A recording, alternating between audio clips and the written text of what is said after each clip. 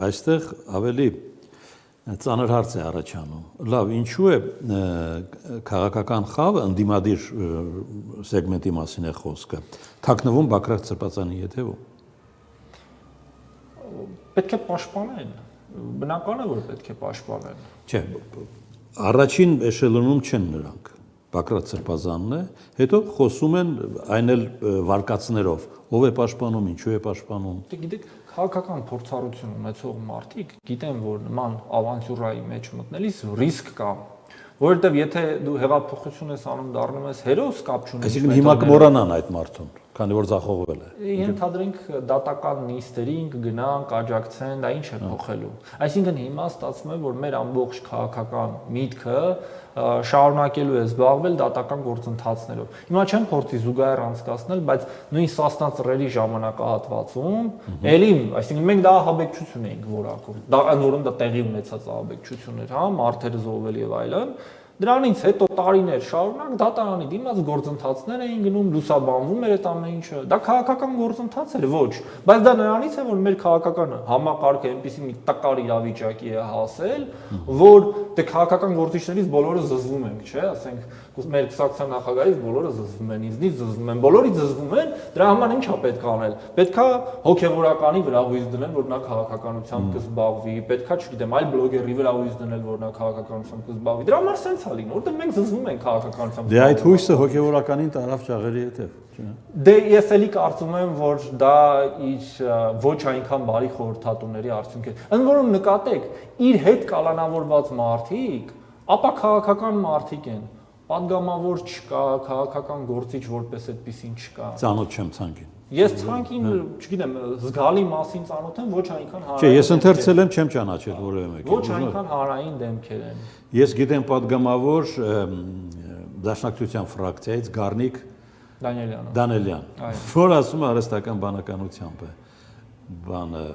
երևի իրենց համար էլ անակնկալ եղել, գիտեք, բայց կամ անակնկալ է եղել, որ առնվազն նման ձայնագրություններ կան, բայց եթե մի քանի տասնյակ կամ 100 հոգով փորձում ես նման բան կազմակերպել, պարզ է, չէ, որ ինչ որ միտեղից դա պետք է դուրս գա, եկեք սրան էլ լուրջ մոտենամ։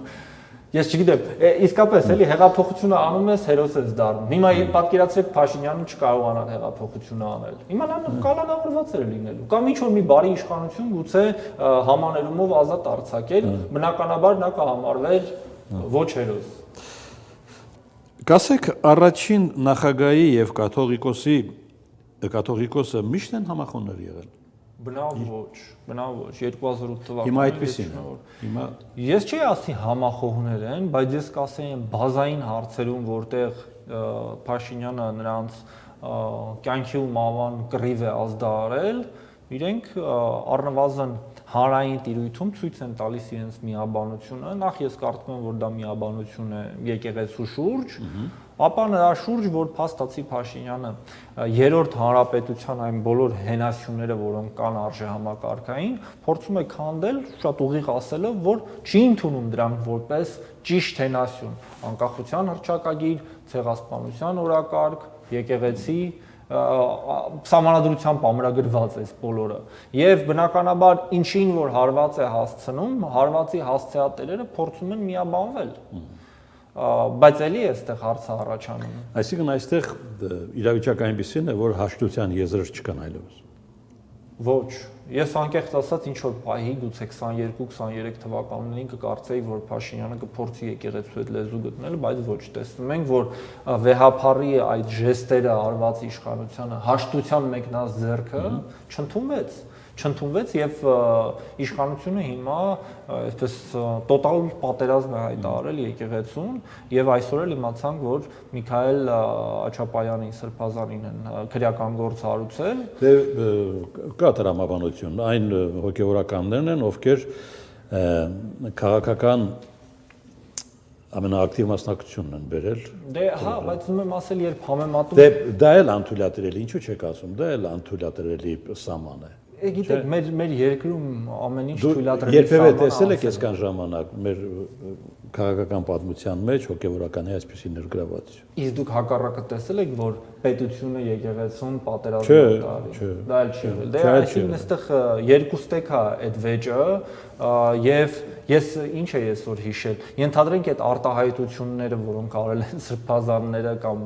Սամվել Կարապետյանը, անընդունելի արտահայտություններ էին, ասենք հանցակազմ պարունակող։ 2008 թվականին էլ երբ Փաշինյանը ասում էր վերցրեք ձեռքի տակ եղած մետաղները, իսկ դա ինչի համար էր, հա, այդ մետաղներով պետքա շինարարություն անեին։ Դա հասկանալի էր։ Ուղղակի այն ժամանակ ինքը հակառակ խոսում եք մի շարժման մասին, որը ղեկավարել է Լևոն Տեր-Պետրոսյանը։ Այո, այդ ժամանակահատվածում, երբ Փաշինյանը ընդդիմադիր էր եւ կալանավորվեց թե հիմա այդ հոդվածով, թե այլ հոդվածով բոլորովին նշանակություն չունի։ Այսինքն գործիքակազմերը լինի նա իշխանություն թե ընդդիմություն չի փոխվել եւ ես մտաբերում եմ, որ առնվազն մինչեւ 17 թվականը բարբերաբար լինում էին նման դեպքեր նախին իշխանությունների նկատմամբ, դա եւ են հայտնաբերված զինված խումբներ եւ սասնածռերն էին եւ թվում էր իշխանությունները հաջողությամբ կանխում են այդ արատավոր փորձերը, բայց միևնույնն է վերջում ինչ որ մի տեղից այդ պայթյունը տեղի է ունենում։ Ինչ եղավ իմպիչմենտը։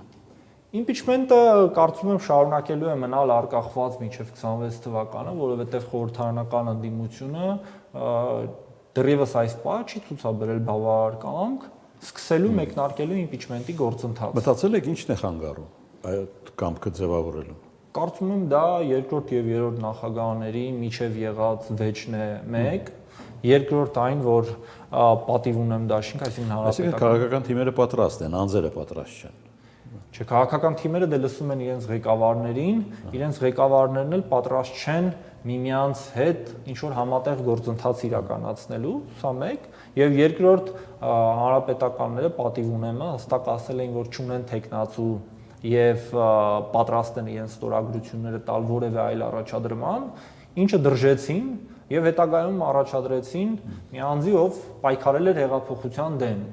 Հիմա գիտեք, սա էլ ինչ մեսիջ է մեր հասարակությանը։ Պատկերացնում եք Սաակաշվիլու դեմ 12 թվականին պայքարել ոչ թե Իվանաշվիլին, այլ Շևարնաձեի Փեսան ենթադրենք, հա։ Չէր ստացվի այդ հեղափոխությունը։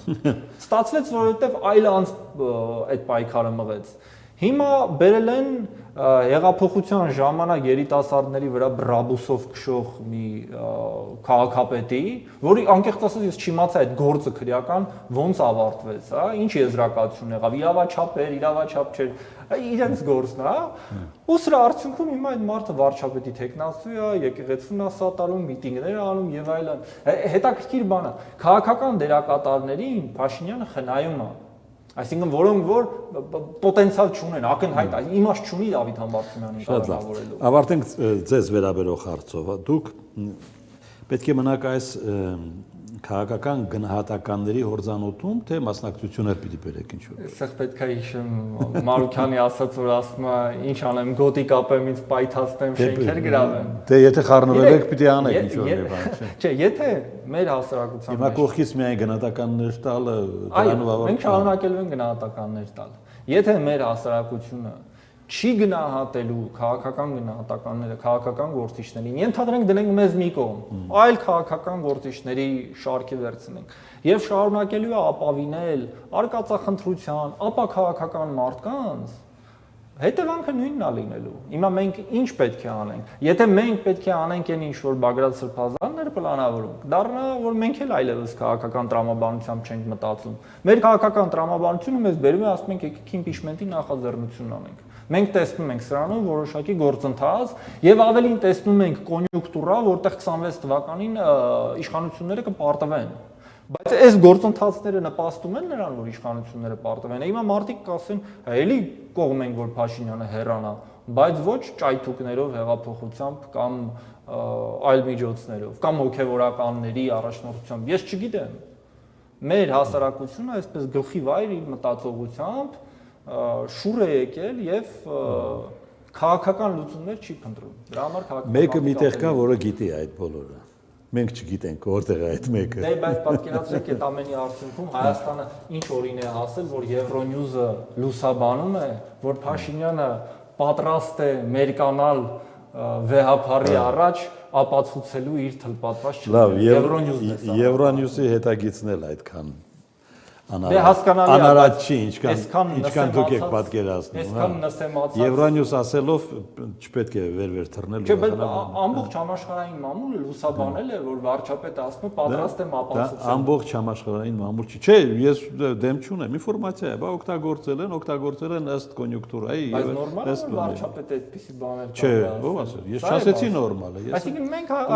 հայտնվել ենք մի վիճակի, որ մեզ ներկայացնում է այդպիսի անձ։ Եվ իրեն փոխարինողը հեղափոխության ժամանակ բրաբուսով երիտասարդների վրա քշող անձն է։